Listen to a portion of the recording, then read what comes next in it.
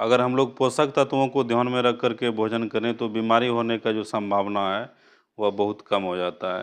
तो आज हम डिस्कस करेंगे विटामिन ए के बारे में। तो विटामिन ए का जो रासायनिक नाम है वह है रेटिनॉल। विटामिन ए को रेटिनॉल कहा जाता है, इसका जो रासायनिक नाम है रेटिनॉल है। और विटामिन ए का जो स्रोत है वह गाजर।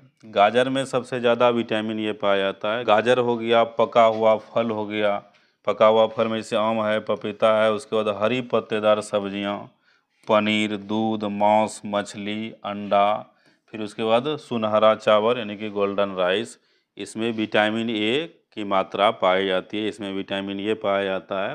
तो विटामिन ए का जो है ये सब सोर्स है, तो विटामिन ए इसमें पाया जाता है। गाजर में सबसे ज़्यादा विटामिन ए की मात्रा पाई जाती है। उसके बाद पका हुआ जो फल है जैसे आम है, तो आम में भी विटामिन ए की मात्रा पाई जाती है।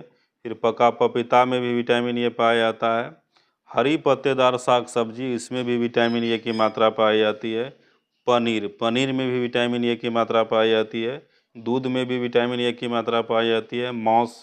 मांस में भी विटामिन ए की मात्रा पाई जाती है। मांस हो गया, मछली, फिर उसके बाद अंडा है तो अंडा में भी पाया जाता है। और गोल्डन राइस। विटामिन ए की कमी से होने वाला जो रोग है, पहला हो गया रतौंधी। तो रतौंधी में होता क्या है कि इस बीमारी में व्यक्ति को सूर्यास्त के बाद दिखना कम हो जाता है। दूसरा हो गया जीरोप्थेलेमिया, इस रोग में आँखें शुष्क हो जाती है। तो यह दोनों बीमारी है, रतौंधी और जीरोप्थेलेमिया।